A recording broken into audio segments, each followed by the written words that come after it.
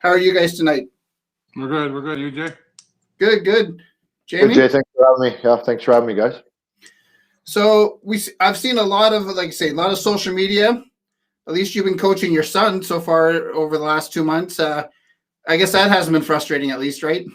No, that's the one. A huge, not a. I don't want to diminish it. It's been a great blessing with this COVID and the lockdown stuff. Is obviously a ton of family time, and we'd like to be able to balance that a little bit more with some other things. But yeah, we say that probably once a week around here. Is those are memories we'll never be able to get again with if think about the tournaments and the road trips. I mean, we're on the road a lot here with this league, so that part of it has been awesome.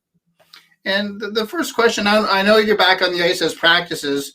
What were the reactions when the boys walked back in that room, Jamie? Yeah, I mean, they were, obviously excited. When you get something that you love taken away from you, no matter what it is, whether it's, kids hockey or, soccer, dance, whatever kids are into, it really makes you appreciate it. And we're no different as coaches. We love the game and we love being around the kids. If you don't love it, you're probably doing the wrong thing. We really enjoyed being around the kids, and the kids were super excited. We had an unbelievable week of practice. One of the best weeks we've had all year, to be honest with you. So they were super excited, and we were happy to see them. Jamie, walk us through the people that aren't right involved right now wouldn't be familiar with the rules and what your restrictions are, what you can do, what you can't do. So if you can kind of walk us through what you're allowed to do, what your what your restrictions are, and where you see this going forward in the next maybe month or so. How's that looking? Yeah, I mean, well, for now, Jim, we're only allowed to stay here in the Sioux. Well, we could go within Algoma, but unfortunately, there's no other teams for us to play. So we're pretty much at the mercy of the health units for right now. Unlike the junior leagues where they have one other team to play here in Algoma, we don't have anyone other than ourselves. So we're practicing. We're on the ice 5 times a week. Having so much time away when we kind of got the message from the government that we will come back. We wanted to maybe schedule a little bit more ice than we would normally have, just to not to necessarily make up, but we want to make sure the guys that are all in on hockey and want to be ready in the spring, whether it's for showcases or junior A camps or hopefully OHL camps down the road, that they're ready to go. And they've had so much time off. We kind of warn them that when we do get back, it's going to be all in hockey. So we're practicing 5 times a week. We'll have red and white games starting this Sunday. That's pretty much all we're allowed to do at this point. Same rules will apply, when we play the actual game. But, we're just waiting and hoping that, the cases go down and we can maybe play some games. And Jamie, you mentioned, like you say, you reached out and asked us to stream this weekend, 10:30 on Sunday, the red and white. Now, streaming the red and white, is that one of the big, because you don't know what's happening, and is that for the guys to at least have competition, but also scouts to watch? Oh, absolutely, Jay. I mean, it's twofold. You can only practice so much. I mean, we love, it's no different for us. We love the competition aspect, and they like to compete, and we have a big element of that every day in practice. But ultimately, we try to treat these red and white games because we had to.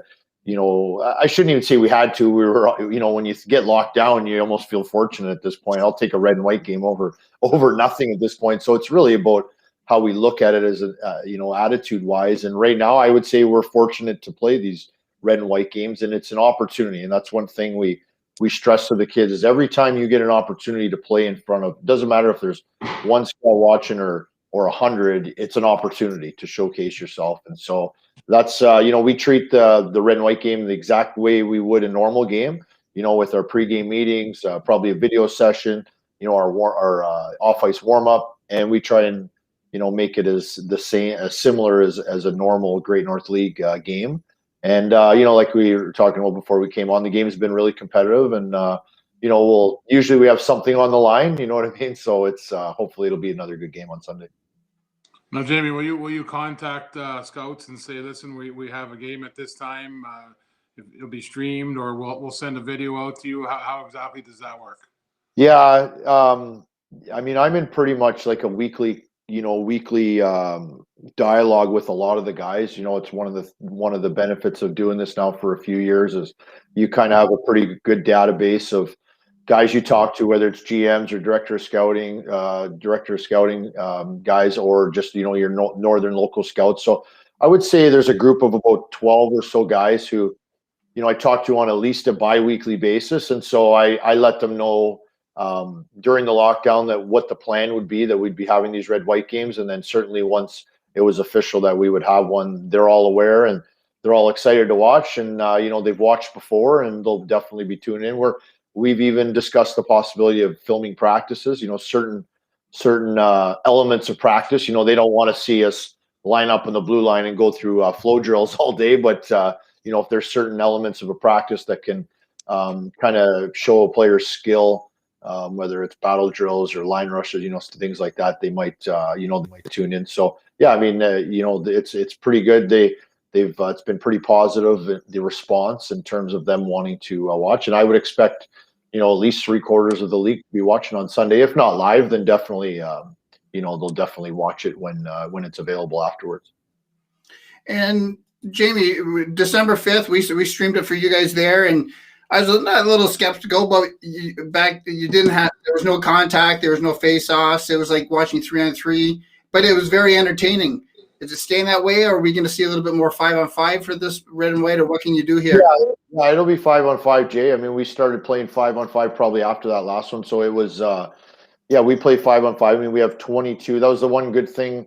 They let the rosters expand from 20 to 22. So, we can play, 11-on-11 with obviously the two goalies. So we have two lines each team. And so, yeah, we'll play 5-on-5. We'll still have the COVID style of, hockey, unfortunately. But, I thought the games were pretty entertaining, and, the players showed themselves well last time. So hopefully it'll be more of the same. I mean, they haven't played a game now in, since I think it was the second or third week in December. So there'll obviously be a little bit of rust here. But like I said, we had a great week of practice last week, 5 days. We'll be on again tomorrow, again on Thursday, and then on Saturday. So by Sunday, there should not be really any excuses why we can't put on a good show. Jamie, I don't want to put you on the spot here, because in case you forget somebody, because you're not around the kids as much as usual, but who's the big draft prospects this year, your first-year players? What are you looking at there? Do you got some nice prospects? I saw the Bantam team last year, so I know some of the kids, but what are you looking at this year? Yeah, I mean, anytime, we get asked this a lot at this stage, and ultimately it's not about, singling out guys. They've earned this opportunity to kind of be singled out the way I look at it. They've worked hard. And so, it's obviously every year there's going to be some players who are singled out a little bit more. They get their names in the paper, they get their names on social media, and they've earned that opportunity, right? So I don't shy away from talking about anybody in particular. It starts with Cooper Foster. There's no doubt about it. Cooper is one of the most skilled, he's definitely the most skilled forward we've had in our 4 years with the program. And he's probably one of the most skilled forwards Sault Ste. Marie has produced in a long time. We're talking with guys that are, I don't want to throw out any names and put any extra pressure on him, but he has all the tools to be a high-end player. Sees the ice so well. He makes the other players around him, even better. Really, you hear the kind of the hockey buzzwords, the hockey IQ and the hockey sense. He has all those things in spades, and he really wants to be a player. There's other players. Austin Fellinger is a kind of a player I think would be even more advanced right now had we played games, and had we been able to play kind of more regular hockey. I think Austin's kind of been comfortable in a certain, style, and and at this level, it's really about getting players out at the comfort level. So he's a player. He's impressed for sure, but we're looking for him to have, for example, a big game on Sunday and a big, next couple months of practice and whatever that ends up looking like. Another player from Garden River, Lincoln Moore, is extremely talented. Has a pro shot already. Really, really good passer. I mean, for a big kid, young player, again, 05, really, really good passer. Him and Cooper played some time together. I know with Coach Deluca last year, and they've played together a little bit on and off this year. And really, really smart player. Has the opportunity to play at the next level as well. An interesting one, Noah Abel, Flynn. He's from Elliott Lake. An interesting story. Noah is never played AAA hockey. Obviously, growing up in Elliott Lake, there is no AAA hockey there, and so he, he came in the summertime to some of our camps that we put on, and he really impressed. He's really gotten a lot better, and I think scouts are intrigued by his progress. So he'll be interesting. And there's some other guys. Sam Verbonic has really come a long way. I know he played in Green Bay last year, but he's come a long way since the start of the year. Gabe Zimbaro's a little Energizer bunny out there. He's only about 5'4", but he never quits on a play. We stress playing the right way. We talk about that a lot, and he's always working, and so you kind of root for guys like that. But it's a good group. Like I said, the Cooper's got a really good chance of being a high prospect, but I never like to put numbers on whether there'll be 4 or 5 or 3, 4, 5, whatever it is. Just it's really up to them. They need to have a big couple months here, and come draft day, you never know what could happen. There's years. Yeah, I look this year, and you look at an Adam Barone and Ela Mangoni, and you think, geez, how do those guys not get drafted? So it's not a perfect science. It's just the message is no matter what happens in June, which may be the draft to June, you just got to get better. And that was the message to those guys last year, the 04s who didn't get drafted, is get better, keep working at it. If you really want to be a player, just keep working at it and keep getting better and see what happens. So, Jamie, I just wanted to ask you a question. You've been coaching a long time, and you've coached a lot of different leagues. You've coached a lot of different teams. If I were to, I don't want to put you on the spot, but if I were to ask you, what's your favorite memory as a coach? With everything you've ever done and everything you've ever experienced, do you have one memory that really sticks out to you? Great question, Tony. I don't think I've ever been asked that, actually, but there's a couple. Fortunate to be around some great players and great teams. I would say, first and foremost, it starts always for me, our OFSA championship in 2009, I believe it was. With St. Mary's. I was brand new to coaching. Mike Flamia, Terry Tchaikovsky brought me on board. We were so green. We got through it with pure enthusiasm. And I look back now and I'm like, geez, we didn't know what the heck we were doing. But we had a great group of kids. We had a great group of older kids, leaders, and we went to Austin. We ended up having we had a couple games go to overtime, double overtime. We beat the number 1 seed. Nobody. It was one of those just crazy things. We ended up tying the gold medal game with a couple seconds left, and then we won in overtime. So it was that was unbelievable. And then I think anytime you do something for the first time, and so our 2012 Sioux Thunderbird team with Mickey Sartoretto and Amadio and Jake Wright and all those guys, to be the first Sioux Thunderbird, there was obviously so many good teams before us. To be the first team to win the Dudley Hewitt will always be a special memory up in Thunder Bay. And a lot of those guys, are good friends of ours, or even some of them, Mickey coached with us the last couple of years and moved on. So it's cool to see now they're older, they're coaching, they have their life jobs. Mickey's firefighter, guys like that. They're getting married, they have kids. So those are always going to be special memories. And then, we were able to do it again in 2015. So, but like you said, been fortunate to be around some great kids. But I think it probably starts for me that St. Mary's year. That was a really special group. So just a quick follow-up. You were talking about the 2012 Thunderbirds team, and I had the honor and the privilege, actually, of doing the play-by-play for you guys that year. And that was probably that was easily one of the best hockey teams I've seen assemble. And just the way they seemed to gel together. And, they just seemed to be a good group and a great coaching staff that all came together. Now, obviously, you've named a few players, obviously Mickey Sartoretto, obviously Cooper Foster this year, a really good player for you. Again, not to put you on the spot, but I'm going to. And you said it best. You said, you don't feel like you're giving kids individual praise unless they deserve it, right? So just talk about a couple kids that, really stuck with you over the years, kids that really have a soft spot in your heart, and just guys that you are proud to say that you coached. Well, geez, we could be here all night with all those. I might get a little sentimental talking about a few of them, but even going back to that year, and I don't know if Kevin's watching tonight. Kevin Kane did an unbelievable job bringing in some guys at the deadline that year. I mean, I think Chris Barkley, who's now a musician, coming to town playing concerts and that, guys like that. Kevin Michael Kavich. I remember a guy like Kevin Michael Kavich. He's an American player, blocking a shot with his face up north. I forget the team name. It used to be a team in Quebec, in the NOJHL from Quebec. And I remember him getting a shot right in the face. And that whole group was special. Jake Wright, ended up working for me for a few years at the golf course. And, he was such a great player. Matt Amadio's on our staff. That team, to me, though, you mentioned, Tony, you hit the nail on the head. I mean, that team was so close. So they were almost too close, actually. They got us in some trouble back in the day. But, I think there was it was a veteran team. I want to say there was 19 of the 23 players were over the age of 19 on that team. So they like to have fun for sure. I mean, there's no secret about that. But they were best friends. I mean, they're best friends to this day. The Dylan Conleys, James Delairs, guys like that. There's a few guys, obviously, we were talking yesterday, our first year we had Ty Zachary come out to tryouts, and he had just had surgery on his leg. And I mean, this kid, he was nowhere near being ready, but he had worked so hard to get to that point. And I see him playing for the Thunderbirds, and I'm just really proud of how much work he's put into it. That was a tough year for us that year. We won one game, but those guys just worked their butt off every single night, and they gave us every single thing they had.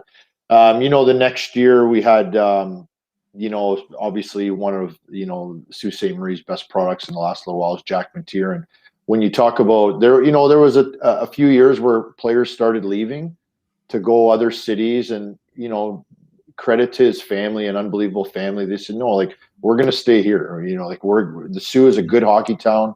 We're going to, Jack's going to develop here. We think highly of the staff. And so, even, to this day, during, the pandemic and that, Jack comes over and we work out back in the backyard and all that. So, there's players like that, but, we had a great group of guys last year too. And there's so many, it's hard to name just a few, but, Mickey really set the tone. To me, Mickey, when he came back from the OHL, that program put that team on the map. That team put that program on the map, and then to get back to the RBC Cup 2 years later or 3 years later, again, when we won in Fort Francis, it was like, teams knew of that, the red and black, they knew of the Thunderbirds. And we almost made it. We made it to the finals the next year too at the Dudley. It could have been 3 and 5 years, which would have been pretty special. But there's tons of those guys. I think of that year. I mean, you think of the Pelons and Owen Hedrick. I mean, there's been so many. Obviously, I'm good friends with the Hedricks and that. And it's not even so much the kids who have gone on to, Boris Kachuk's that are playing high level hockey. It's you think of the kids who just loved every minute of it, and they wanted to be here, and they earned their opportunities, and those are the kids you really remember. Yeah.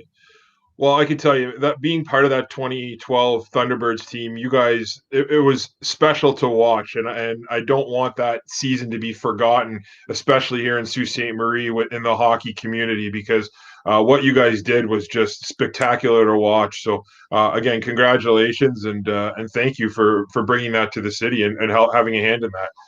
Yeah, it was. There were some good times for sure. But some things we probably wish were a little bit different. But what? Eventually, we'll get together and have a good chuckle at it. But it was a good group of kids. They're really good guys. And let's focus on the positive, because the positive was so much more. So well, just to go on that, when we played that team that we beat, Stouffville, we got beat. I think it was 10-1 or we got absolutely destroyed. And there's a picture online with Mitz and I at the bench. Mm-hmm. And I mean, we can't look any more disheveled. We're just in. We had a team meeting after that night, and it was like, listen, boys, it's real simple. Do we want this to be the last time we're together? And that's we came out on that Friday night, and we just put it to Thunder Bay. And then Johnny Kleinens had the game of his life. Yeah. I think we got 47 or 49-17 in that finals, and he just wasn't. We won 5-3. We got Nick Romano was unbelievable. Jake Wright was all those guys were unbelievable. But the goaltending that night was something I'm not sure I've seen to this day. And you know, it was just super neat. I got chills actually just because I haven't talked about that for a while, but it was really cool to see and to lose, like I said, 9 or 10-1. Stouffville had no idea. Like they thought they were going to walk right through us. And I'm sure if we end up talking to any of those guys years down the road, it'll be, how the heck did you beat us? So I was down there for the game. I made the trip, and you're right. That hockey game was probably the best. Well, it was. It was easily the best game I've ever seen a goaltender play. Never seen anything like that. Yeah, and, All right, and that's a good example of, so Johnny, you know, he never played college hockey after that, but he was awesome. So anyways, yeah, it was Jamie, standard question everyone gets from me, and you know, as you know, I'm a football coach, and so we gotta kind of share players a little bit, and it's a, you know, it's kind of a hot button topic all the time. Your feelings on the multi-sport athlete, and you know, the high school football season, if there was one this year, and your season, if there was one this year, they overlap, and there are times when guys want to do both, and sometimes coaches don't let them at all. Sometimes coaches do. I know it's a different situation because hockey's a big money sport, right? And the parents sometimes just say, you know what, you're playing hockey and that's it. But what's your feeling on that topic? Yeah, I mean, I played a little bit of football myself back in the day. You know, some of our staff members are big football guys too. Ultimately, you know, we had Dylan Forsyth last year play, and he was a big local football player. I think a couple years ago we had a couple players as well. Ultimately, I've always left it up to them. I mean, if a Dylan Forsyth comes to me and says, "Coach, I really want to play hockey, but I'm going to go to university to play football," I'm not going to take that opportunity away from him. Right? There's not a chance I would. Like, I'm not a whatever you want to call it. Like, I know not all 20 guys on our team have aspirations to be hockey players. It doesn't mean they're not giving us everything they have. It doesn't mean that they, aren't all in. It's just their definition of all in is different. You know, player A's definition of all in is different than player C's definition, who wants to be in the NHL or that's his dream.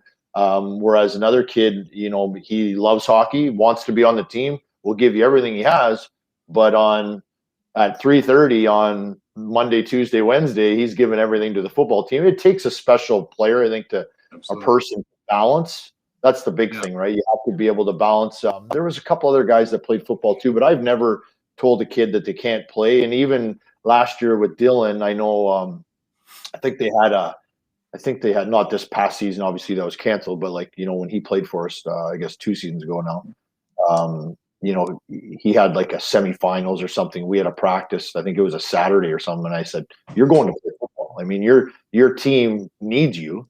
And I remember Matt Mitchell back in the day, and speaking of former Thunderbirds, I remember watching him play NASA football, and then the North Stars had a playoff game right after. And he literally went from his football equipment right into his hockey equipment with Mike Hall. So I'm all for that stuff. I mean, like I said, realistically, I mean, it's expensive. Like you mentioned that. That to me is where the parents come in. If the parents are comfortable with the risk of playing football and potentially losing money, because it's upwards of 9-10 grand to play hockey. So if you get hurt playing football, well, you're still on the hook for that money, unfortunately. So, but the players who decide, we're pretty flexible. If there's a big game, I would never have a problem.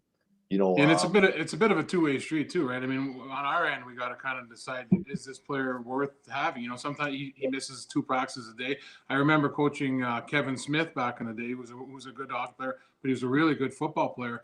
And he would come to practice every day, leave at 4:30, and I always respected what he did. He'd come to football practice every day, leave at 4:30, go to hockey practice at 5, get home 7:30 from hockey. Then he'd have to do his schoolwork. It was a big sacrifice for him too. For sure. And on our end too, it's a sacrifice. And sometimes we get it, but the problem we've run into sometimes, this is going to sound kind of bad, is we get like the B-level player who's saying, "Coach, I got to miss this game because I got a midget B game," and it sounds terrible. I know that because it's important to the kid, but it's hard to take as a coach, and I think you know what I mean by that. Oh yeah, for sure. Yeah, I mean that's a different level of commitment. I mean, it is what it is. I mean, I think you're always going to commit to whatever you do, but I think when you're talking about, I don't think it's unfair to say if you're a house league is a certain commitment, high school sports are a certain commitment. That's no different than high school hockey. I coach high school hockey. There's a different commitment level with high school hockey than there is with us. It's when you're talking about 10 grand and you're playing in 4, 5, 6 tournaments a year, it's big money at stake. We're going away to these tournaments and it's $12,000-$13,000 for 4 or 5 days, right? So, it's not like we just throw the team together and we're going to say, okay, we're going to go to Ottawa next week. Or it's a lot of time that's invested in this, and preparation and getting ready and planning meals and hotels and all that kind of stuff. So, it's great when a player can balance both. Dylan was great last year with that. He loved hockey, loved being part of the team. He's a big team guy, but he was a great football player, right? Like that was what he was better at, but he ended up being a pretty good pickup for us. But, anytime they get a chance to do both, I mean, great, whether it's that or, any other sport. Yeah, there's lots of opportunity out there for kids, right? And that's we got to let them explore whatever they can, right?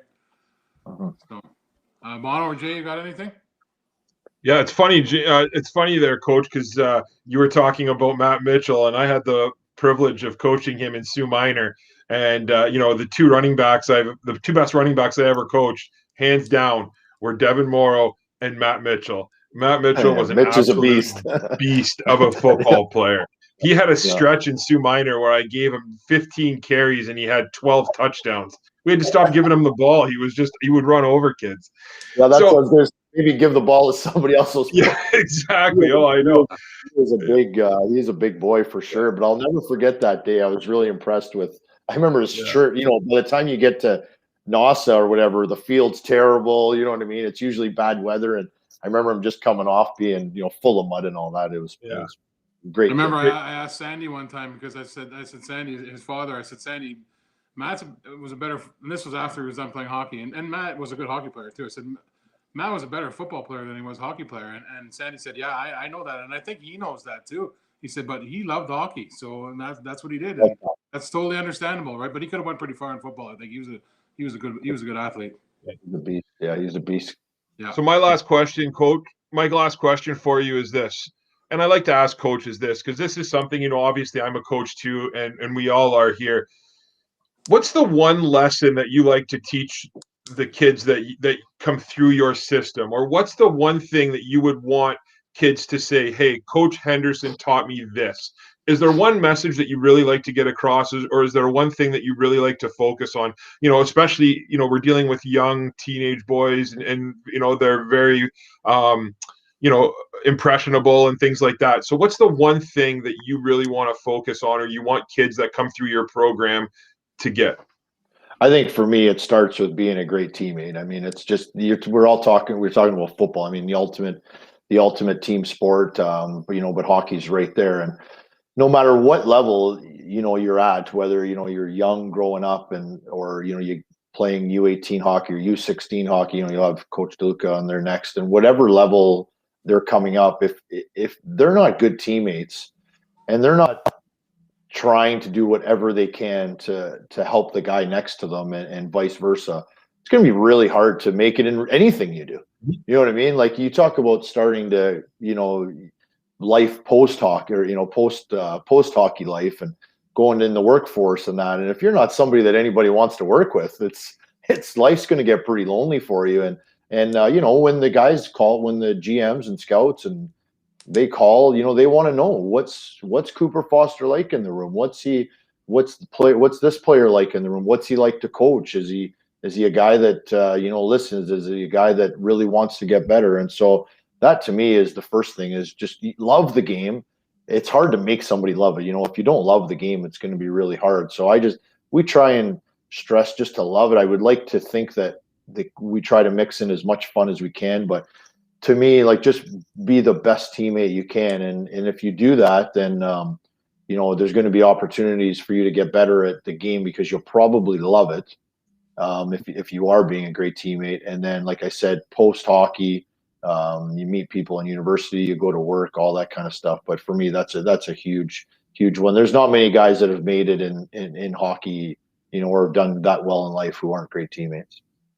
So I just have to ask you this because I've always wondered this, and again, putting you on the spot so you can answer this however you want. But you said, you get a lot of calls from scouts and about what's this kid like in the room? What's this, is this kid ever coachable? I don't want to say, are you honest? But, if there's a kid who's giving you a hard time, if there's a kid who's trouble, if there's a kid that doesn't, listen in practice, are you honest with these scouts and coaches when they ask about kids like this? I've always wondered that. Yeah, well, so what I'm going to say to that is every year we start off and the kids know I have to be honest with them. Yeah. I have to be. It doesn't mean I'm going to, crap on a kid. Somebody calls me and I'm not going to, just, kill a kid. Far from that. If anything, if it was really bad, I would just say I have no comment. Unfortunately, that doesn't happen really, that often. But you have to be honest, because otherwise, from year to year, they won't know. Like if I'm not honest with Ottawa about Jack Mateer and he goes there and he's lazy and he's a bad teammate, well, next year when Ottawa calls me about Devin Morrow or Mason Chidoroni or Connor Thompson, they're not going to care what I say, because my voice isn't going to have any weight to it. So from the first time we did this, I was, I'm upfront with the kids. We're going to be honest. Doesn't mean, like I said, we're going to ever kill a kid or tell somebody, I would never tell a team, don't draft this kid. I would never say that. Yeah. I would just say, like there's things he needs to get better at, and ultimately, or do your homework kind of thing. Right. But that's up to each team to do. But, we got some great kids. We're lucky. We have some great kids here in the Sioux, in the North, all around really. But yeah, I mean, you have to be. These guys are, our kids in the North don't get seen as much as the other kids, and so I'm proud that hopefully when they call me, they know that I'm going to give them an honest answer, and that when those kids come to camp, if they do pick them, that they say, okay, yep, Jamie knew what he was talking about, and we can trust him the next time he comes around, and and so hopefully hopefully that's the way it's going to be. I think that's the perfect answer. I think that's what you have to do, and I think that's important for people to know too, because your word is everything in this league. So, yep. Yeah, you know what? Like we're upfront with all that stuff at the start. The kids. It's such a commitment. Like it's not easy.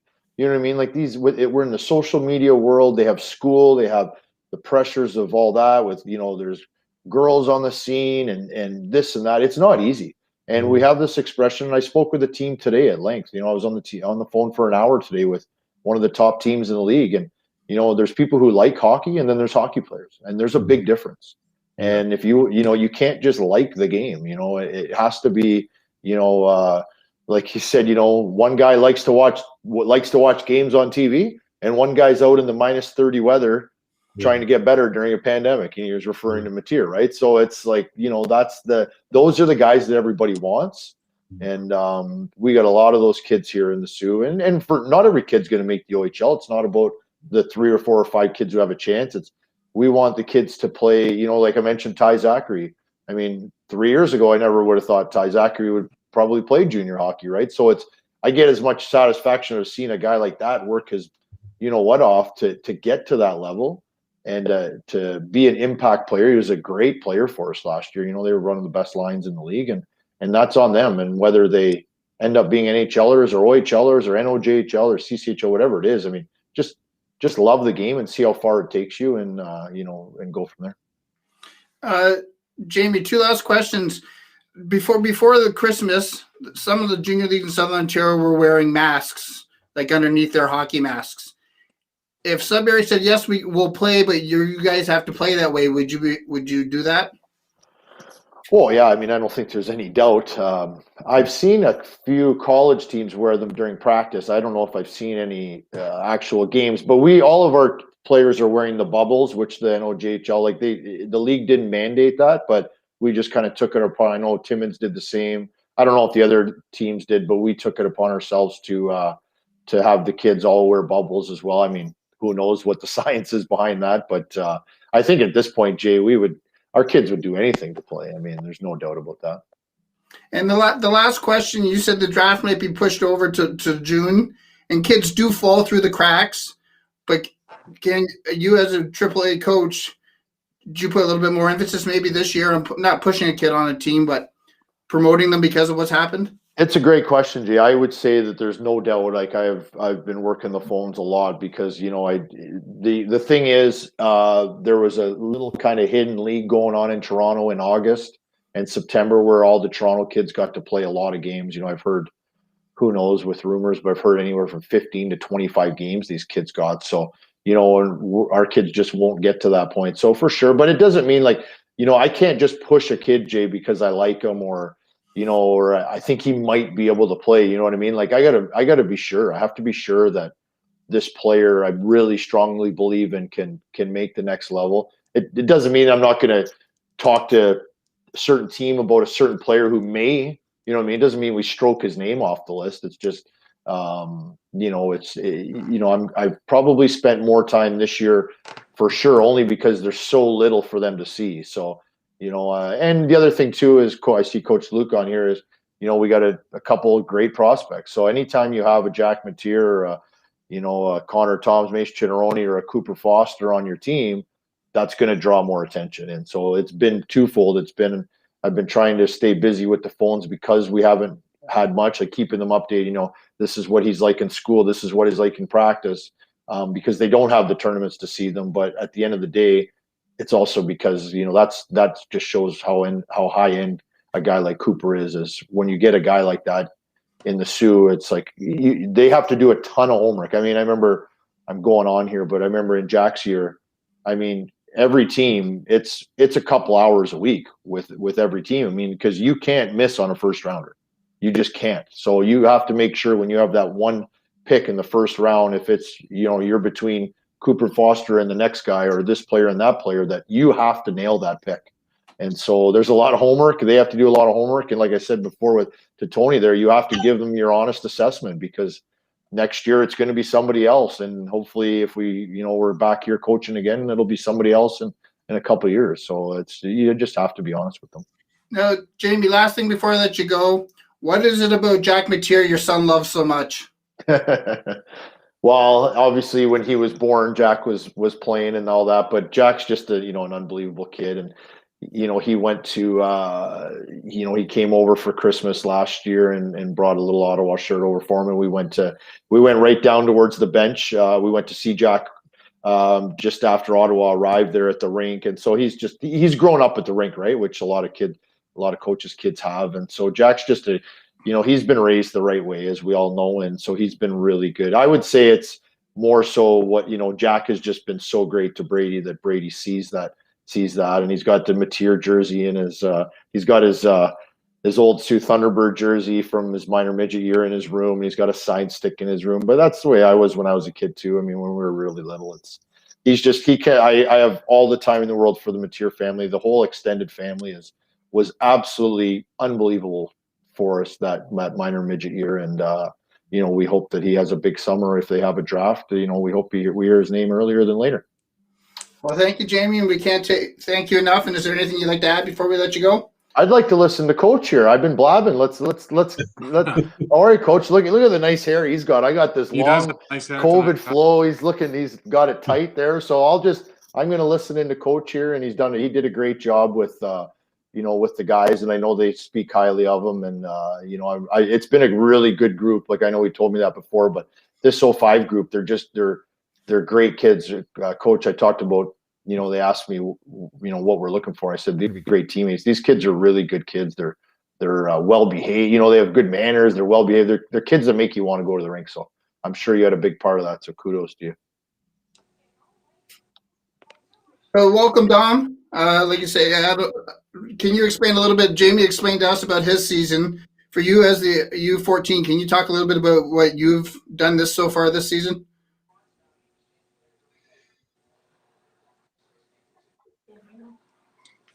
Can't hear him. It's not too often we don't hear Don talk. No kidding. I keep talking too, so that's not. Dom, you might have to sign out and sign back in. He's been waiting there for about 20 minutes, and like I know, because I kept blabbing on there. That's why. Now, poor guy.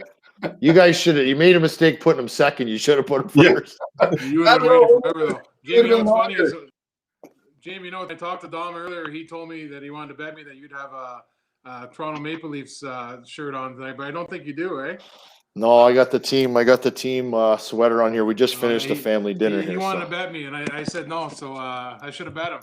They do have a game right now, though, so I'll Yeah, be joining they're that losing, when it's actually. done there. They're losing Oh, great. nothing.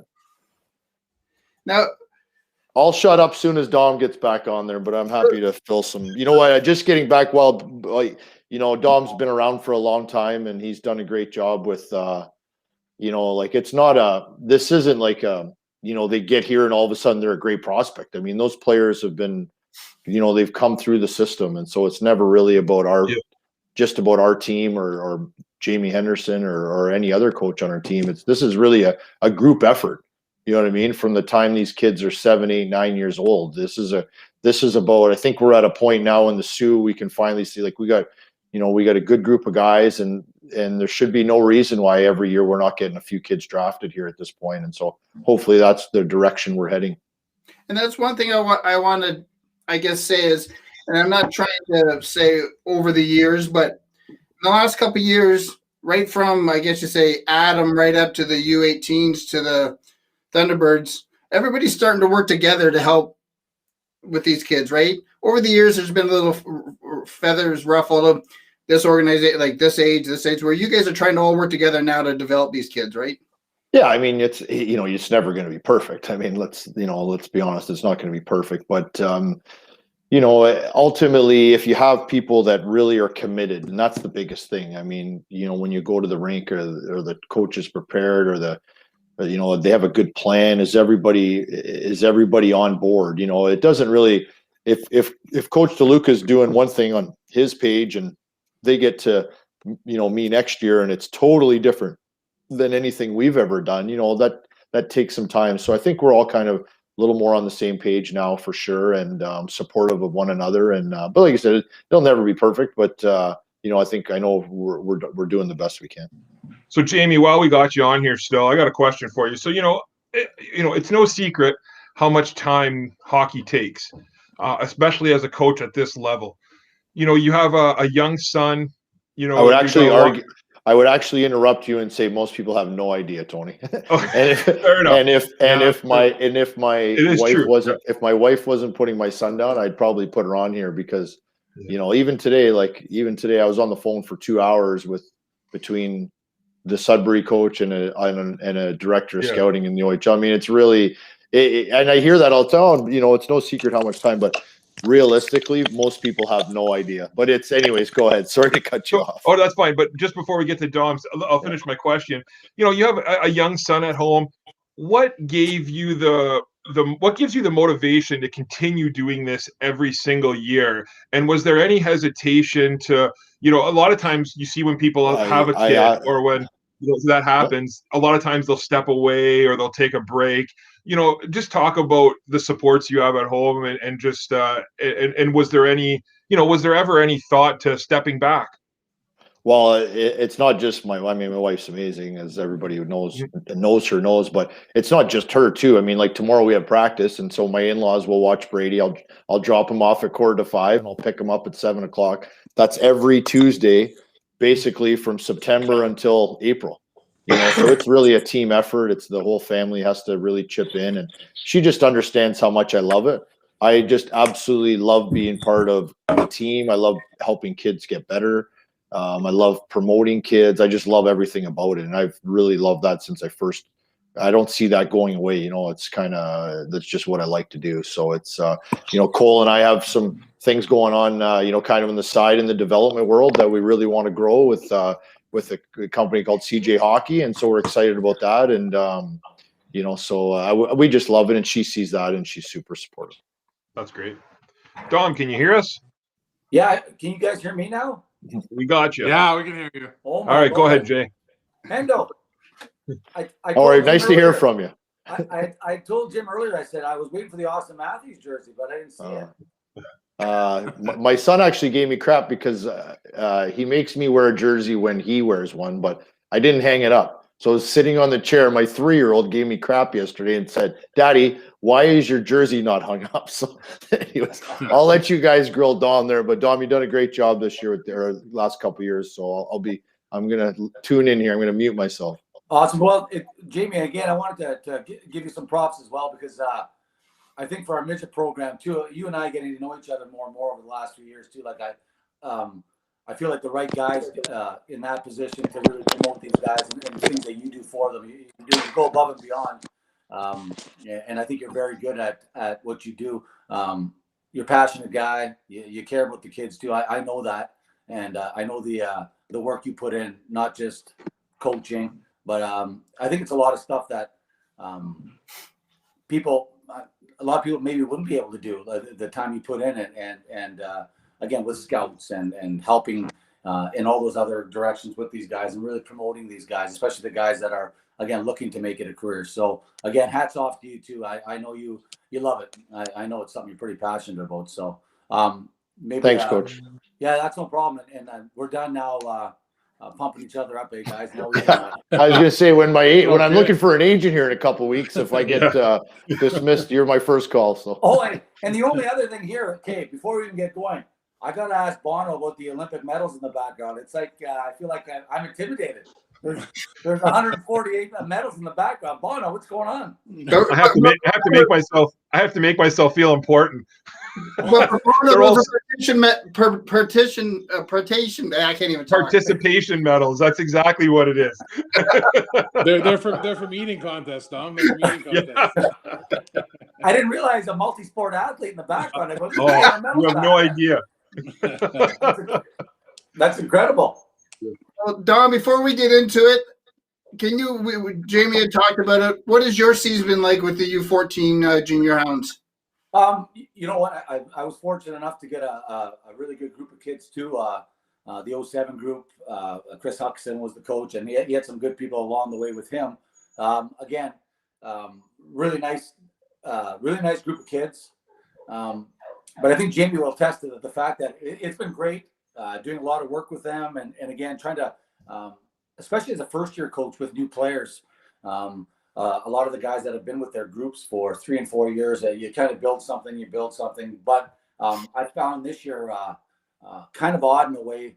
You're building a team, and you're trying to build chemistry, your structure, maybe doing new things that they haven't seen, a style of play that's brand new, and you're building towards something. But with no games, it's kind of hard to gauge where your successes might be and some of the things you see. And I've seen some really good things. Like up until December, I was watching us, some of the things that we were asking them to do, and maybe the style of play I wanted to see, some of the things I wanted from them individually and as 5-man units on the ice. And there was just, I saw a lot of kids really picking up on a lot of the things I wanted to see. And it was exciting. And I'm going, oh my God, we're 3 months in. I know we're only practicing and stuff, but it was really fun. Then the break hit us.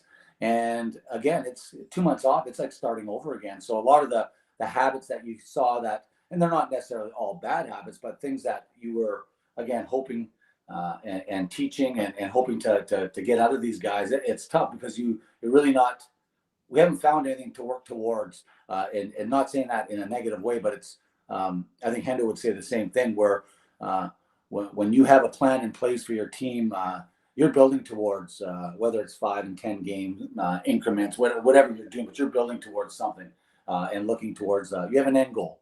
And that may be, again, a league championship, maybe getting to a certain amount of wins throughout a year. But with this all being here, it's been hard to gauge our team's success in that way. But I've seen a lot of good things. And like I said, up until Christmas, things were starting to really progress, and they were doing very well. And like I said, it's a good team. It's a really solid team, and a lot of potentially very, very good players with this group. You see it.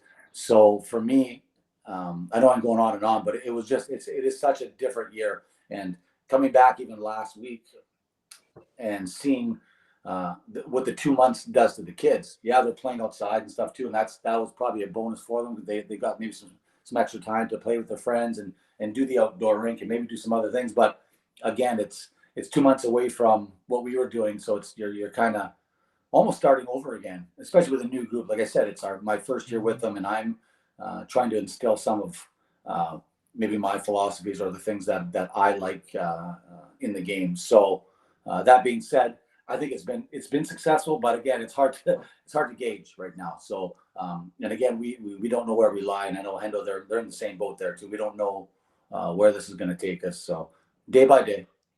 Yeah, you're right. It almost felt like the first day for us too, the season last last Tuesday, Coach. But the only thing I'll say to that too is, for all the coaches, and doesn't just apply for hockey. I mean, it was really about attitude. When you kind of get down, and then you got to remind yourself, like, I could just a simple sentence. I could say, well, we have to play a red and white game on, or that's all we get. Or you say we get to play a red and white game on Sunday, right? Like if we go back 3 weeks ago where we're stuck in our house, geez, so red and white game looked really good back then, right? So you're right. It's so true. It is about mindset, and even I'm looking at it because again, obviously, I'm going to look at it from a coach's perspective, and I'm looking at it saying, like,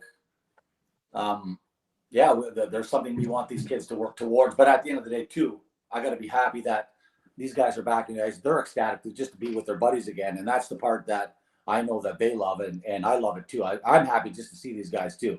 And again, I know we got to start over, but it's fun just to be back with these guys. But again, it's like you said, it's for them. We got to make sure that we continue to help them because they're in a tough spot. That's the end of the day. These are aspiring players, and as of right now, everything's just kind of it's up in the air for them. So we got to continue to do our job as coaches, keep them as prepared as we can with what we're doing on the ice, just to make it the best experience possible for them until we get back to some sense of normalcy, I guess. That's the big thing, right? Like everybody on the call, we're all creatures of habit. I mean, whether it's, getting up, having your coffee, I'm not a coffee guy, but, having a coffee, going to work, working out, whatever it is. So, and that's what these kids are like. They perform better when they're into a routine, and there's no doubt about that. And we have serious concerns about, the well-being. It was one of the reasons why, we did Zoom calls. We invited, some of the other teams on the Zoom calls. We had players, we had workouts, we just did everything we can to keep them in a routine so that they just didn't fall off the cliff, because it's easy. I mean, at that age, there's other things that they can get into, especially the older kids. Right. So it's, sure. So it's scary times for sure. Yeah. It's been a bizarre year to say the least. And again, we're all in the same boat. We're talking about up here, but again, the Toronto area, Ottawa, wherever, Lambton area, like it's everywhere, and we're all going through the same thing, and we're all trying to figure out what we can do best to support these kids, and again, hopefully give them back something, and hopefully they do progress, and then one day we're ready to go back and get the games, maybe get to some tournaments at some point, and because again, it's such. I was telling somebody recently too, you don't realize how much you miss. And Hendo knows this. It's just those experiences on the road and being with your buddies. Like those are the memories that right now they're not there. They're being stripped because of what's taking place, and rightly so. We have to bide our time, but it's tough when you're so used to going away and enjoying those times with your buddies and being in the hotel or whatever it is. It is times on the bus. There's so many fun things like. I would tell you probably 75 to 80% of their memories 10 years and 15 years down the road it's going to be hanging out with their buddies and what they were doing. The hockey was obviously of utmost importance too, but it's the times you spent too. So that right now it's kind of on the back burner. But again, at least they're out and they're playing again, so it's a good thing for them. And they're at the rink together, so it's still there's still some positives to it. Dom, did you guys even? I don't think you had tryouts or actually picked the team this year, did you? Are you in like pods, or you have your set group of 20, or do you have a team? How exactly has that worked for you this year? You know what? It actually turned out because of the situation. We have 20 boys right now, and it's a chance you're looking at probably teaching 2 and 3 extra players, some new things, some new concepts. Again. Open their eyes to maybe something brand new, to how I go about things, whether it's at practice and how we prepare and drills and whatever it is on the ice, and maybe just me as a person too, and my personality and how I coach and view things. So it was nice to get that chance to have 20 of those kids to work with, and right now I'm very happy that there are all these guys got an opportunity. So right now I think we're at 11, 7, and 2. So we have 11 forwards. 7D and our 2 goaltenders, and it's been good. It's been really good. So great bunch of kids. So Dom, I had a question for you. You obviously are coach. You've coached a long time, and obviously you have some tough decisions to make throughout, the process of the tryout process, those types of things. If I were to ask you, what does Dom look for in a hockey player? What are a few of your main things that you like to see or that you like to look for in the players that you're going to take on the team? And again, it'll probably kind of you'll get an idea of what I am or what I've like, even how I played as a player. But I'm looking for kids with you're looking at IQ. High IQ is the first thing, and just vision on the ice. When you play with your mind, again, you see special things. And there's some players again with today's game. Skating is about most important. So you're gonna that's always going to factor into what you're looking for. But for me, anybody that plays with that mind and that freedom and that creativity, it's always been something that I've loved as a coach, and it's something I've always asked. And not everybody's going to have it to a certain extent, but to play with even with patience and just to be very cerebral. That's the players that I really enjoy. But again, it's just not the only thing I look for. You're looking for guys that are, if you can get a total package, but guys that play. I've always had a soft spot for those gritty guys, maybe the undersized guys too, that bring that to the table, as well as the wonderfully talented guys, the creative kids who I love that part of the game and how they go about it, how they can slow a game down. But it's these other guys too that bring that grit, bring that tenacity, and the guys that are always there, game in and game out. So if you can get a combination of that, you'd be pretty lucky. It is hard to find in everybody, but again, everybody's got different ideas about it. It's that's what makes coaching kind of fun too. Hendo and I can sit here and we probably maybe have 3 or 4 of the same qualities we love, but then there's probably 2 or 3 other things that I might find a little more. You know what I mean? It's just, but it makes it fun, and that's what makes coaching. Especially with these young guys here too, and building a team, it makes it fun. You're looking for different things, obviously, when you're building a team, but those are certain qualities I look for. I enjoy a player with patience with the puck, and again, just being creative, and you know what, being an unselfish player. That's the other part about it. It's unselfish to me. I had some even going back. I remember my 1990 group, a guy like Dean Howard at that time. He was the first pick, I think, in the second round. So he was like probably 21st overall at that time to Oshawa. But he was probably one of the most unselfish players I've ever had. And it was to the point where we said, at times it was, Dean, listen, it's your time. It's okay. And it was true. Your buddies want you to be selfish. And like, he put up an incredible amount of points, and that's probably not even the tip of probably what could have happened. Like, that's how unselfish he was. And you had to tell him, and it was incredible to know that he looked out for his teammates, and he was just that type of guy. But they knew he put him on his back once in a while too, and it was nice to see. And he's just one of many guys. We had tons of guys that could play, but he really stood out as one of the first guys I had that really showed me. I'm going, this guy could. You know what?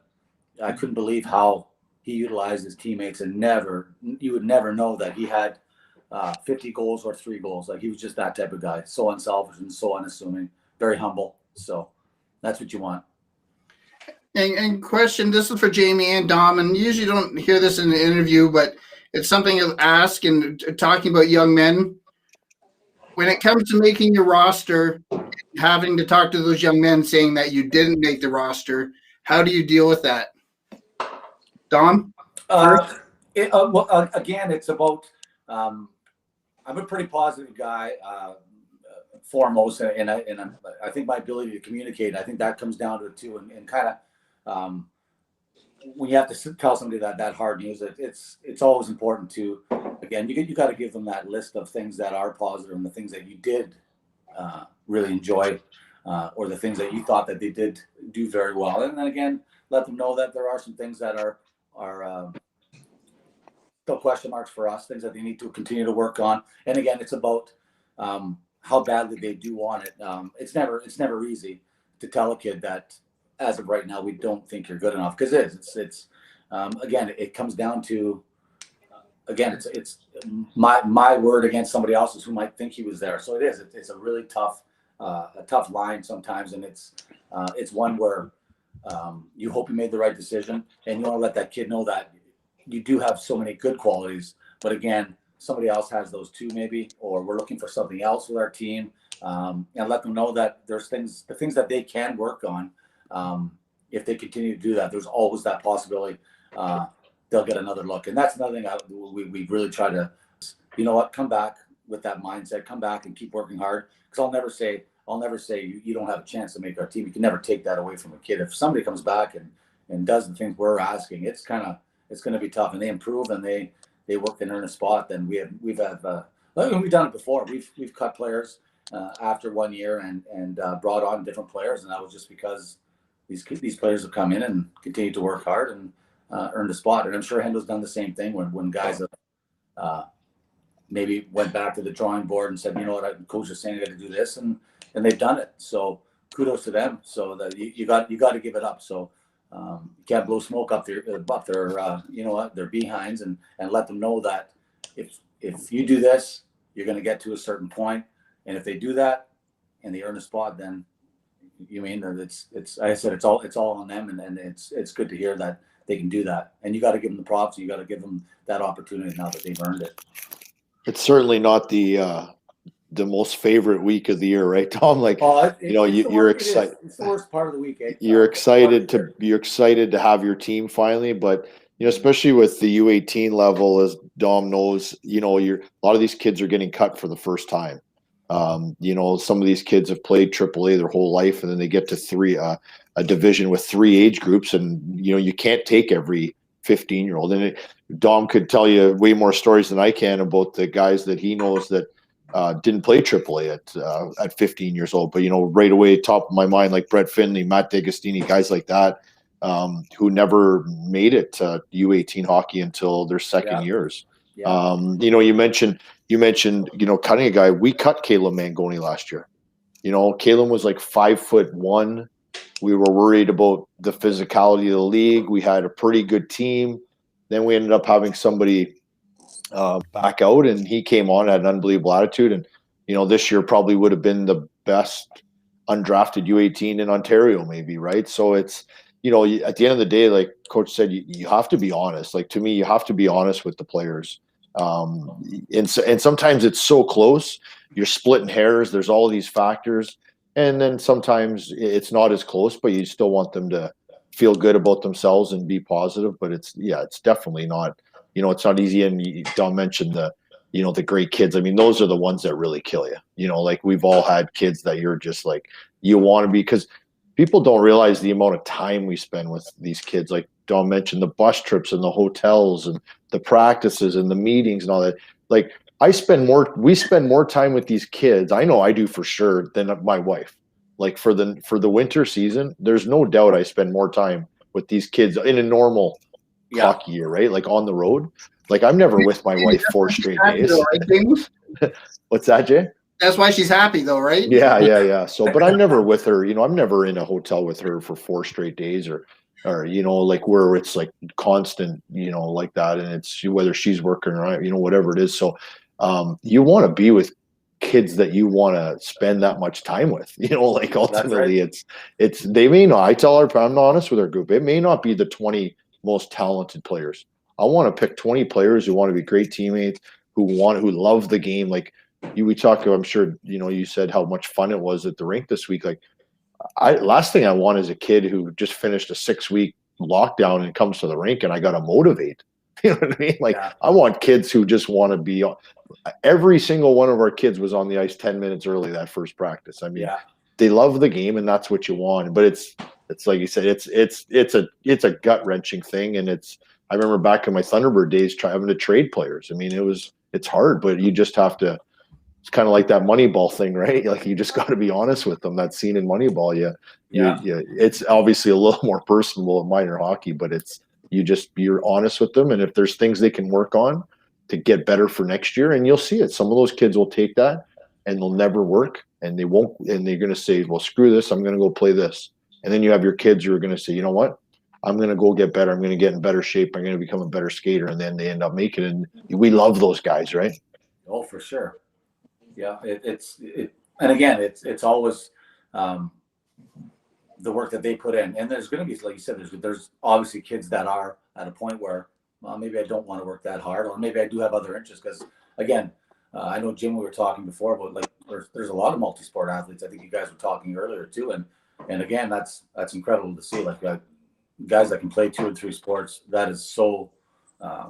For me, it's incredible to be able to do that, whether it's basketball, throwing, football, and these guys being able to do all that at a young age. Because again, you get one crack at it as a young player.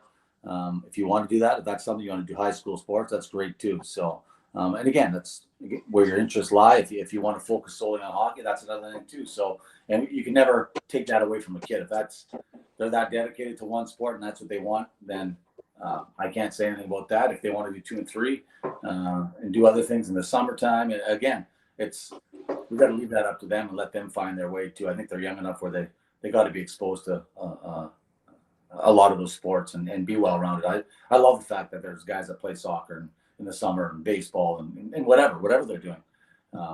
It's tough when you're training 12 months a year, and I know you do have to put the time in, but it's nice to get away from it a little bit too, and I think it helps sometimes. So whether you're even working on different muscles and whatever you're doing, just getting away and different group of friends too, and there's so many things at that young age for them. So. Dom, I got a question for you. One of the things I always would admire about you as a coach is that you like to use your resources around you. You're always trying to get better as a coach. You know, me and you are good friends, and we talk a lot. And you'll bounce some situations off me that are going on your team, and you don't always listen verbatim to what I say, but you kind of get the opinions. You know, you'll ask your father-in-law, Jamie. You'll ask your brother-in-law, Chico, what do you think of this and this and that? You kind of collect all the information to make your decisions and to help you as a coach. I know you grew up in the game. Your dad was a great influence on you, being around the game forever and a great man. And who's kind of your influences as coaches? And where do you see that from? Well, and again, having my dad, again, a guy that grew up in Bayview. Didn't have a lot of money growing up. His family came from Italy. So, again, he never had a real chance to play, but loved the sport. And then later on, when I had the opportunity to play, my dad was just a guy that he wanted the best for me and to give me that opportunity. So when it was made available and I could do it, he was 100% behind me, him and my mom. And again, whether find the finances to help me out and just even playing minor hockey. It was great. And then it was, from my dad, it just went to Mike Zook, and I think I've probably mentioned this. Probably Jim knows this. Probably hundreds of times. You've probably heard the same stories just about the kind of man that Mike Zook was, though, and how he kind of sacrificed everything for every young player that ever played for him and everybody in the neighborhood back then. So when you have role models like that, teaching us, like minus 15, minus 20, minus 25, we're out there playing 3-on-3 in Zucker's backyard, and he's out there with us with the old shin pads and his old mailman pants and the elastics around it. But again, showing us plays in the rink shack, and it was like guys like me and Paul DePietro. There's another guy you talk about. We talk 3 or 4 times a week about hockey, and we still talk about Zucker. Like, it comes up all the time, like how ahead of his time he was, and we can't believe how much time he gave to us as teenagers. We would sit in his rink shack and talk in between our games because we'd have little tournaments. Every night was a little tournament. So when your team wasn't playing, you'd be in the rink shack, and Zucker come in and he'd be teaching us something brand new. And again, it was just when I look back at it, I said, if I ever have that opportunity, and again, when you're young, you don't know how long you're going to play. But when my playing days come to an end and coaching was an option, you look back and again, I just felt like, you know what, I love doing it. Then I'm thinking about a guy like Mike, and it was easy. I was saying, this guy just gave me so much, and the way he thought about the game, he always talked about it was beautiful. It was a beautiful game, and I'll always remember that. That's why when I look at hockey players and I look at the game, I want some beauty in the game and be reflective of that and the guys that really influenced me. So when I look at that, my dad for sure, huge influence, but and also Mike Zook. And then you go back to even a little bit further. My coach at UNB, hockey had changed a lot at that time. A guy like that, Mike Johnson, and he was again, personally, we may not have meshed in terms of how I played the game and how he coached, but the game had really changed at that time, late 80s, early 90s, the structure in the game. And this guy comes along from the Olympic hockey program. He's like a Dave King disciple, and the things he taught me as well. So you don't have to always maybe get along so well with somebody, or as hockey players, as people who got along. Mike liked me off the ice, and I liked him too. But when it came to hockey, but the things that he taught me about this, the way the game was, and maybe more of the structure of the game, as opposed to Mike Zook as a coach, who just taught me again the beauty of the game, the drop passes, the beautiful skating and the puck movement and all that stuff. So to have teachers like that, like I said, and open your eyes to all these new things, it made when I'm doing it now as a coach, I said, you know what, there's a lot of people that gave back and gave their time. Mike especially, though, it'll always resonate in my head. This guy on the outdoor rink and flooding the ice every night. And I remember, because I lived in Bayview, so there were nights there how can you not sit there and take an extra couple hours and help him shovel the rink, and we'd help him. We'd get the barrels out and flood the ice and just shoot the breeze with him. Like, imagine that every night, and he couldn't wait for that. So it's pretty special when you have somebody around that in your life, to people like that. So not a lot of people like that around, you know what I mean? And he did it just for the kids. It's simple. And you came up, Dom, through the old Legion ranks, where with great hockey guys like Benny Kano and Rick Nahinsky and all those guys too, and that's a great legacy that you guys try to keep on. I know it's not Legion anymore, but that's the group you come from. So it's nice to see you guys do try to carry that on, right? Yeah, it was a great tradition. They were all great hockey people, and they hung out together for years and years, and they just, again, I think the kids would see it too, that these guys love being around each other too as coaches. I think when you find people that you really enjoy being with, it makes a difference with your hockey team too. It does. Like when you're having a good time with the guys you're coaching with, I do. I think it resonates with the kids, and they know like we're a close knit group. So yeah, that stuff's really important. Guys like, and again, you had Benny and Rick and my dad, who all passed away. Mike O'Brien, who also he did some managerial stuff too with us, and another amazing guy. So all these guys kind of had they were all impactful around the rink with me, and again, so it's kind of, you kind of keep plugging away, and we love it. So yeah, wouldn't want it any other way. We like it. Hendo, like Hendo's there now, and he's putting in his time too. And again, I don't think Hendo would want it any other way.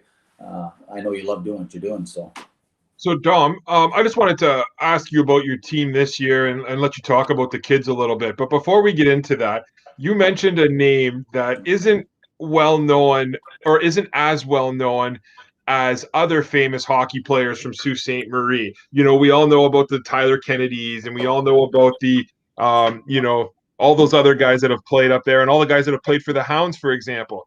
But not many people know about Paul DiPietro, especially the kids, especially the young kids nowadays.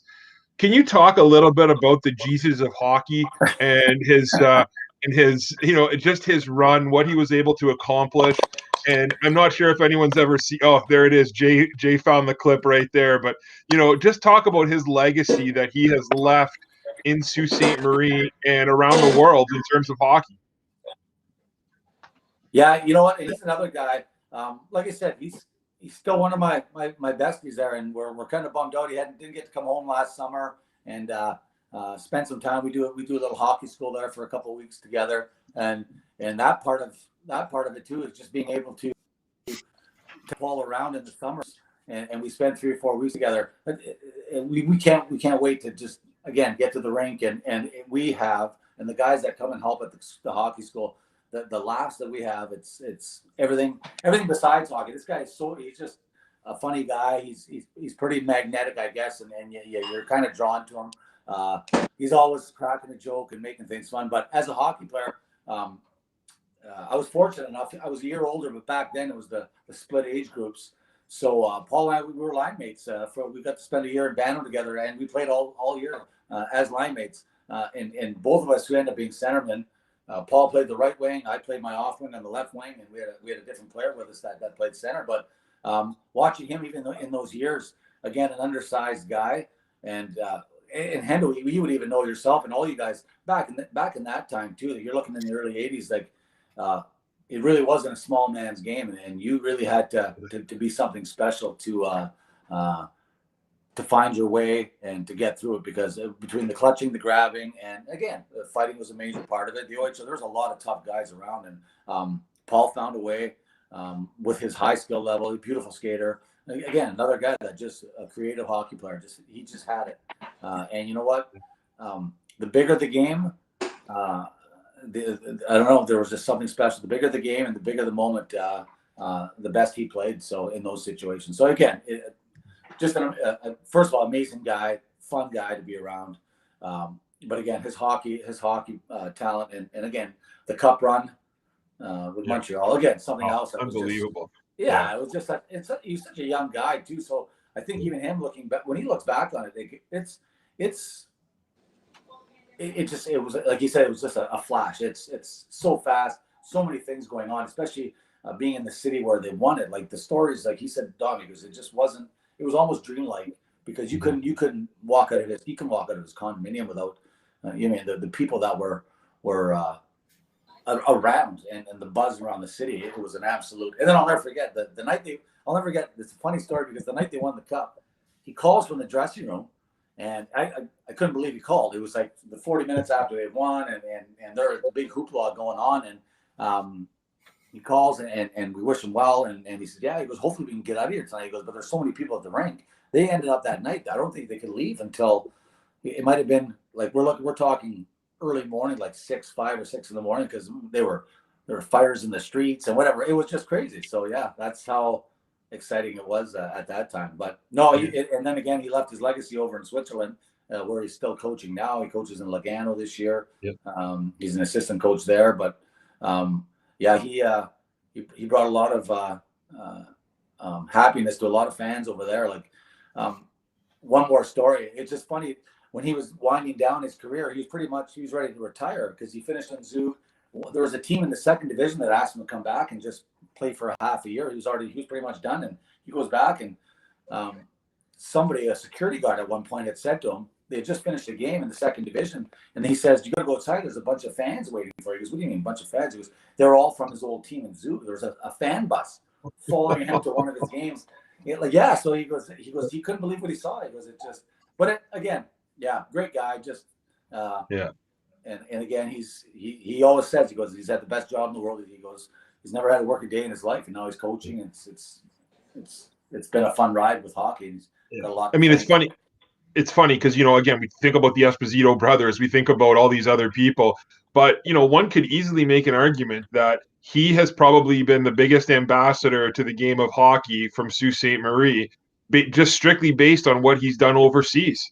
That is just an unbelievable accomplishment for him. Oh, yeah. It just hit him, again, with playing in the Olympics as a Swiss citizen, too. Like, it's funny, his path is not the same as a lot of these guys that were just NHL players. So he ended up doing his thing in the NHL, was lucky enough to be a huge part of that Stanley Cup run. But then what he was able to do afterwards in Switzerland too, again, playing over there and again, really embedding his name as a great player over in Europe for years and years. He's had a fun ride, especially with the Olympics and all these other things he's able to do. Stanley Cup, it's wild. Yeah. He'd be a great guest someday, Jay. We got to keep that in mind. So, Dom, I want you to. What, Bono, we need a 10-second delay though when he's on. We need about 10 or 15. You never know. Yeah, that's true. Yeah. I think the other thing too with him is a lot of people in town forget how many guys we have playing in Europe. You know what I mean? Yeah. Like Nick Plastinos and Brett Finley, Zach Torquatos, Dags. Perlini's playing there. And Perlini's are both of them. So, I remember when he was over there, and I've only, met him a few times. We've had a couple, fun nights, and that he's a heck of a storyteller. But I know he was definitely helpful in some of the young guys going over there, early on in their careers. But it's one thing that doesn't really get talked about here in the Sioux at all. It's like, we don't have a ton of NHLers, and there was a time where maybe things were a little bit down. People felt like we were down, but those guys are they're unbelievable hockey players. I mean, you Oh talk, my God, you know, the Plastinos and the Finleys and Torquatos and D'Agostini's and guys like that, and we got a lot of players. There's Thompson's still going, eh? yeah, Thompson's still there, Yeah. so there's way more players than Jared Burke's still going in NHLers. the AHL. Yeah, a lot of these guys. Yeah. It's incredible. And you know, like to play in the top division in Switzerland or the top division, I know Finner and Nick Plastino, their team has won the regular season championship there in the Austrian league. Like, you got to be a heck of a player to play in those leagues, like the top leagues in Europe. And you're only given 4 to 6 to 9 import spots. Like, they're not giving import spots just to nobody. And these guys it's one thing we talk to a lot of our young guys about. It's, hey, like, you know, you look at a Finley and that you just keep getting better, get better. And you never know. I mean, when Finley was cut from his AAA team at 15, I'm sure he didn't think he'd be in Austria making pretty nice money at 27, 28 years old, right? So it's there's so many paths for these kids, and Europe's a great option for a lot of them. And it is. So the hockey's great, and again, it's a great time too. Like it's like I just think the passion of the fans. Again, some of them are missing it now. It's just like the NHL; they're not getting that opportunity when the fans are involved, because that's a huge part of, I think, that whole experience playing there too is just being in a jammed rink with some of your fans that have probably had a few beverages and are enjoying themselves. Yeah. So Dom, one last question for you from me. We're about 20 minutes into The Bachelor already, and I know Jim and I have to get over there for that. PVR doesn't last too long. But no, but Dom, I just want you to talk a little bit about the kids on your team this year. Talk about some of the potential guys that could go somewhere, or just overall just your team and just the group of kids that you have. Well, you know what, it's still tough because they're young, but there's some of the kids that they stick out to you, even up front, like the Mason Chitteroni, not Mason, Hudson, a great kid, Brandon Cook. These a couple of the guys that I'm thinking of right now. Colson Bell's looked really good. Declan Gallivan in the back end, Drew Allison. We got some really talented players there that can obviously play. And that's, like I said, I'm only naming a few, and there's, like I said, the list is probably greater than that. But it's those are the ones that roll off my head there. It's nice to see that year after year we're just and again, it's a credit to the guys that are coaching with the young kids. There's a lot of guys putting in a lot of time aside from Jamie and I. Like I said, we're here tonight, but there's a ton of these guys that come through and put in the time and effort with the young groups, and there's a lot of really good players coming through. I'm happy with like when I see the 07 group here. Like I said, I named 4 or 5 names, but there's more than that. Like I could probably name most of the guys there, and there's a lot of potential for a lot of kids to do really well and maybe go to the next level at some point. But again, it's a credit to, I think it's the guys doing their jobs and helping these guys develop as young players with the younger groups. Because again, it's funny. Hendo will laugh too. Like Bantam and midget's one thing, but when you're taking these guys at 7 and 8 and 9 and 10, it's a whole different ball of wax. I think at our age we're looking at doing different things too. I think aside from the skill development, but when you're talking about 7 and 8 year olds, it's tough to. There's a lot of time committed to other things too. Like these are guys that are just learning how to skate, and you know what I mean. Whether it's forwards, backwards, inside edges, all these things. Then your stick handling, whatever else. It's a lot of things, but it's a credit to a lot of the guys that are coaching these young kids at the Pee Wee and coming through now. So and again, I'm hearing lots of good things about the talent level and the talent pool over the next few years that's coming up through the ranks. So it's exciting. And like I said, the 07 group I have right now, it's an exciting group. The only thing, like I said, it's hard when you miss a full year of almost getting a chance to play. So it's, as a coach, I'm looking at it. I'm happy that we're playing, but you're also thinking like it's a year that that first year is so critical. Especially as I'm thinking about it for me. I haven't for 2 years, so you're really molding that team that first year, and it's kind of a test for these guys, and and they're showcasing what they have for me going into that second year. In year, especially as a coach, because like I said, you have them for the 2 years. So this year now, again, we have to look at it differently as coaches, and they're going to still showcase, but it's again, we have to gauge things differently in their successes and what they're doing. Again, because we're not playing games. So, Dom, I got one last question for you. Bono asked Jamie this question. I thought it was a good question. I know you have a couple good memories over the past. What's your best memories as coach, or maybe your greatest accomplishments of teams, and what are some of those stories? Ooh, well, we got. I've been lucky enough. I think we've been to. I'm trying to think.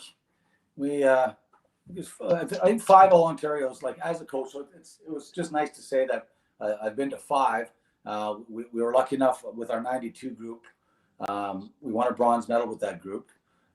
Colin Miller, Brett Finley, again Nick Roman. We had tons of guys on that team. Bonomo, like I said, David Quinnell. It was a really good group. Dylan Connolly, like Finley, Brian Nandy. It was a really good group of kids there with that '92 group. My '90 group, my 1990, and you're going back now. This is kind of dating me, but these are the groups that I had early on too. That were we had some really good memories. That the '90 group did some pretty magical things, and one of our biggest moments at that point, and to me it still resonates. We were up in the All Ontarios, and I think I might even talk to Hendo about this, just because the 1990 age group, when you go back in time, like the Alex Pieterangelos, Kadri, John Tavares, we're all up at this. Tavares actually was on the midget team, but it was Pietrangelo, Kadri, in that All Ontario. Then the Mark and Waxer team we had to play had Steven Stamkos, Cody Hodgson, Michael Delzato, Cameron Gauntz. You're looking at four first-round picks in the NHL, and we were down 5-1, beat them 7-5, came back. So that was for us at that time. We still ended up. We made the semifinals there, but we lost to Kadri's team, which was the London Knights, who we beat them in the round robin, but we lost to them in the semifinals. So it was tough. And then we lost we lost to them in our bronze medal game. The semifinals, Pieterangelo's team beat us to get to the finals. But during that round robin, we needed that win against Markham to get in. Like I said, down 5-1. Brett Perlini scored a hat trick in the second period. I'll never forget that, being down 5-1. Come back and beat the Waxers with Delzato and Stamkos and Cody Hodgson. Like these are that was a memory that'll stick out forever. It still does, like I said. So that group there too, again, getting to an All Ontario semifinal. The '96 group, All Ontario final with Mike Amadio and Bellini and these guys. We had another amazing team there too.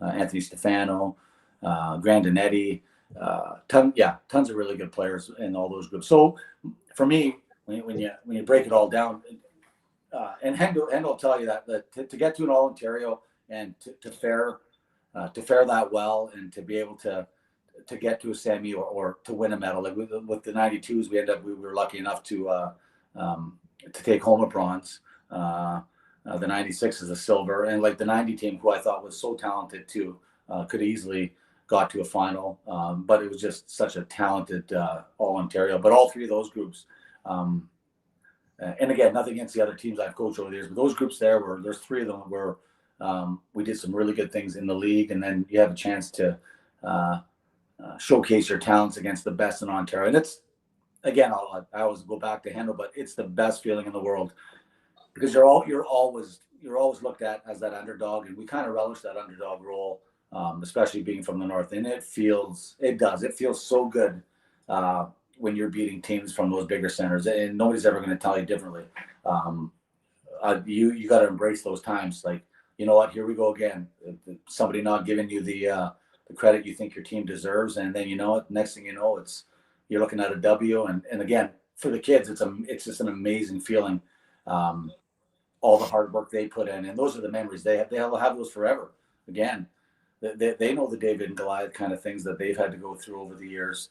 And again, so those are always going to be, again, embedded in their memories, because it's an amazing accomplishment. I tell those guys, you're going to be 50 years old, and guaranteed you're having beers with your buddies, and you're always going to be talking about those times. Remember, we beat this. I can't believe. Look at that team we just beat. Like it's always in our memories, and especially as coaches too. we have a lot of pride here in the Sioux, I think, with our programs. And again, people, I think, like I said, we kind of get forgotten about how many good players and good teams come through this city and come out of here. And so it's something, though, I know Hendo, like we want to continue that path and let teams down south and in those other centers know that we're still a pretty relevant city when it comes to hockey in general. That's what the Sioux is about, I think, in the wintertime. Absolutely. I just wanted to say one last thing. Hendo, you said something earlier about the red and white game, or about the red and white game that you're having that really stuck with me. And it actually brought me back to an interview we did a couple weeks back with Mercedes Mizuka, a grade 12 student at St. Mary's, multi-sport athlete, really loves basketball. And all she said, we gave her the opportunity to say something to, the administration. And all she said she wanted to do was put on that Knights jersey one last time. And she didn't care. She just wanted to walk into the gym wearing that St. Mary's Knights jersey, right? And that kind of reminded me of that, because she even said it herself. She just wants that experience. She wants to do that one more time. So I think what you guys are doing is great. It's exactly what the kids need nowadays, and that it is about the way you present it. So I really like the way you said that, and I couldn't agree more. And the last thing I wanted to say is, you know what, guys, nobody understands. I said earlier, we all know how much time you guys put in. But, Hendo said it best, right? Like, we don't know how much effort you guys put in. We don't know how much time you guys put in. But I think the Sioux is extremely lucky to have both of you. And you guys are doing a great job, and we really do appreciate it. So thanks for all the time you put in, and keep up the great work, because we're lucky to have you. And the kids that you coach have all said great things about you, and they really enjoy playing for you guys. So, keep it up, and thanks for what you do. Thank you, guys. It was nice. Nice getting a chance to chat. It's always fun to tell some stories or let you guys know what's going on with us. And again, with Hendo, we put the time in, but we're fortunate enough too that we've got some good people like helping us too. We're not just we do this, but we got some great staffs. Again, we talked about that earlier. They help us out a lot, and it makes it. All the more fun, and it makes it worthwhile having a lot of good people around us. So, Absolutely. Dom, I got to say, I'm a little disappointed that you didn't say your greatest hockey memory was when we won the Maris Cup on Electronic Universe. That could have been it too. Yeah. That was probably. Jim was probably paying about a 95-1, maybe a 600-1. Yeah, we were pretty big underdogs. We had a pretty good goalie though, so we did actually. We were lucky. Yeah. Guys, just before we go, final thoughts. I'm just got to pay the bill, so we'll be right back in 30 seconds. Are you buying a home, or is your mortgage coming up for renewal? Contact Mark Capincioni from Centum Mortgage Approval Center. His brokerage deals with 15 mortgage lenders, including major banks, credit unions, and exclusive lending institutions. Mark works with the borrowers to find them the best rate and most suitable mortgage product. Let Mark work for you. To learn more, call Mark for your free consultation at 705-254-9670. Well, my last question. We talked to Kyle Barber last week, and I know you guys don't have any say or pull, but Jamie, I'll let you go first, and then Dom. Are we going to see an OHL season this year? From everyone I talked to, it's kind of been like not if, but when. But like every week that goes by, the thing when you look at how many players are playing in Europe, if you just do the math. They'd have to leave there, book a flight. There's a couple days. If you decided, today there was going to be a season, they probably are going to fly out on, Wednesday or whatever. They get back here, they got to quarantine for 14 days. So that's kind of the thing is every week that passes, I think this is a big week. I mean, I feel like we've been saying that forever, but that I think their latest proposal was turned down on Friday from what I'm told. So this is a huge week.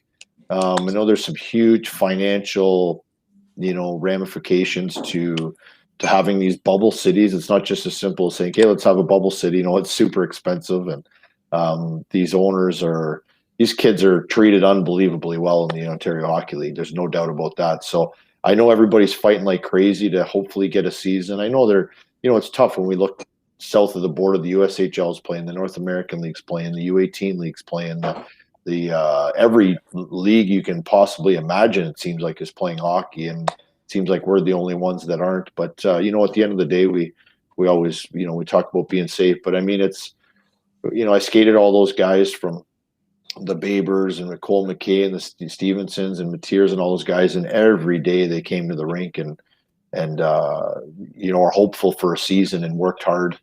So I'm hoping for those guys and for all the guys and for all the sports. It's not just about the Ontario Hockey League, but for sure. I mean, I think they hopefully will get an opportunity to play. And from everyone, all the guys that I've talked to at this point, they'd just be happy to, if it's 24 games, great. If it's a bubble city, great. Like they just want to play. Like we talked about, creatures of habit, right? Routines. Like these kids need to, they get lost, like 17, 18, 19 years old. And there's huge things at risk or at stake for these kids. I mean, just your average folks says, oh, we don't need a season. I tweeted about this last week it was, and I think it blew up. Most people have no idea the commitment these kids have made since they were 4 years old to make it to the OHL. It's not just a quick, oh, now we're in the OHL. I mean, from the time they're 4 years old, they literally eat, sleep, and breathe hockey. There's very few guys that make it at that level that are not all in committed, as we all know, with all the sports. So whether it's football or basketball or whatever, I'm just, I feel for the kids because I just couldn't imagine not being able to play and so hopefully, but I don't have any inside scoops or anything like that. I'm hoping this is a big week and hopefully they can figure out a way to do it. And Dom? Yeah, you know what? Hen would be more. He would know more of what's going on with that situation. I haven't heard a lot at all. I talked to Cam Baber the other night. He just happened to be. He stopped by the rink the other day. We were just outside. We were getting ready to leave, so we talked for a few minutes. And again, they're just waiting impatiently, probably now, hoping for good news. But it's like anything else. But Hen, the only thing with us is we'll be going to the rink in our shorts probably pretty soon by the sounds of it, eh? The days are getting longer, and yeah, I kind of want the outdoor rink to last a little while longer. Yeah. I'm not gonna lie, but it's funny you mentioned all those guys too. Like it's amazing. It's been amazing to me their attitudes. I mean, for an 18 or 19-year-old kid to have taken away what they love to do. Yeah. A lot of these guys have never even had jobs before. Like all they've done is hockey, right? Maybe they help out with parents' business or whatever, but it's what they do. They train 2 or 3 hours at the gym. They go to the rink for 2 or 3 hours. Yeah. You know what I mean? They're doing different things. And so they're really getting themselves ready. And I really have a ton of respect for those young guys and for all the guys, we were lucky here. We had Brian Rust and Colin Miller. Like we had these guys leading the skates all fall while we were waiting to see what would happen. And the Jared Burdens, like they really set the tone every day at the rink. And there was no, like we skated, I think Cole McKay one day, he's like, guys, this is like our 50th skate already. It feels like that was a year ago, right? So we literally, I think we probably had like 75 skates. And there were days where there'd be 15, 20 on the ice. And then there'd be days where there'd be 8 guys on the ice. And I could count on one hand the days. It'd be like, I would say to Millsy, hey, the guys aren't really into it today. Scrimmage? And he'd say, yep, 100%. Until so, but that only happened like a couple times. So it really is a credit to, how invested these guys are in. And it's, whether it's a Cole McKay looking for a pro team next year or Cam Baber or Stevenson or guys looking to get drafted. I mean, everybody has something they want to play for. And like you said, you mentioned Dom being around the kid, like, your teammates, that's everything. You know what I mean? Just being around the guys, that's what you miss. And that's one of the things I tell the guys all the time when they're on their stupid phones. I was like, guys, this is when you're done playing, you can look at your phone all the time. You know what I mean? You're gonna have all the time in the world with your phone. You're never gonna get the time in the dressing room with your buddies. That's the best time there is. Yeah, no, it is. It's make a lot of memories and a lot of laughs. So yeah, there's so many good times that. And again, it's just it's a Groundhog Day, I guess, for these guys. They're waking up every day and it's the same thing. So it's tough. So hopefully we get back there at some point. Jamie, before we let everybody go, if Brady came to you and said, Dad, I don't want to play hockey, how would you feel? Well, right now, I don't think that's going to happen because the kid's obsessed. But that's fine. He can be a golfer. Or he can be it's fun. He's at a fun age. It's great to. We can share some great times in the backyard. It keeps me, I mean, I got to stay active because this kid is crazy. So I got to take really good care of myself because being an older, I mean, I don't consider myself old right now. I consider myself young, but I know I got to take care of myself because I'm hoping that he's a pretty active kid. But we love being there. We were at the skate trail on Friday night. We were at the oval yesterday. I mean, he loves it. We didn't go out there today though, too much snow and too warm, but it's fun to have him. He loves being in the dressing room. He loves being around the other players, and it'll be fun. If I'm being totally honest with you, there's parts of it I'm not looking forward to. The next 10 years, there's a lot of exciting things ahead, but I'm not naive to think that there's not some. It's not easy, right? Minor hockey, so Yeah, right. we'll hope for the best. Hope for good coaches like Dom. Oh, thanks, buddy. I can attest to that, as I've seen you guys at the Oval a few times and watching him skate around that rink. Man, like I can't believe how well he can skate. He doesn't get that from me, I'll tell you. His mother was an OFSA track and field star, so she tells me. Anyways, there's a little bit of an age difference there, so but I'm hoping he gets my love of it for sure, and her speed, because I think Mitz made me like a number 5 defenseman in our last Mayor's Cup victory there about 4 or 5 years ago. So I'm a good first pass guy and hopefully a good room guy, but he loves it. That's all I care about. Whatever he decides. I mean, I think we all say the same. I would love for him to love it and be good at it. I'd be lying if I said I didn't, but ultimately if he loves it and makes friends, and whether it's golf, hockey, whatever it is, I'm going to be equally as pumped just for him to enjoy it. And I think of all the friends I have through hockey and coaching, and I mentioned earlier, Tassoni and Miller on my staff. You know what I mean? Like, they were part of our Dudley Hewitt team in 2015, and now they're being around, the younger kids, kind of, they can see how their path was, and maybe share some memories. They kind of joke around with Joey Miller sometimes, and Joe's like, "Hey, listen, I was at 3 Dudley Hewitts. Like, how about a little respect, right?" So, there's a lot of good players here that even didn't make the OHL or that, right? Like, we had a lot of good players there. So it's cool to have great staff, young guys that keep you motivated, and they bring a lot of enthusiasm. And Dom mentioned being on the road. I mean, I can't wait to get on the road. I don't want my wife to hear that. I'm in our office here, our newly decorated office, but it's being on the road. There's nothing better than being in a tournament. Like, I was talking to Hedrick today about, or I think it was talking to him or somebody else about, like, a Saturday night playoff game, in a tournament. There's nothing better. You know what I mean? As a coach, you put so much into it. You only get to go to 4 or 5, maybe 6 guys. Dom talked about that 7-5 win. Jesus, that's an unbelievable story. But those are what you always remember, those things, win or lose. It is. It's fun for them for sure. Yeah. Any final thoughts, Jim? No, that's good. Thanks a lot, guys. It was fun. Good talking to you guys. Thank Tony? you guys so much. It was really fun, actually, to talk. Yeah, we got to do this again. We could talk to you guys all night. I love these old coaching stories. Yeah. So again, guys, thanks a lot for coming on. Sorry about my computer shutting off, but yeah, great job, and look forward to the red and white game.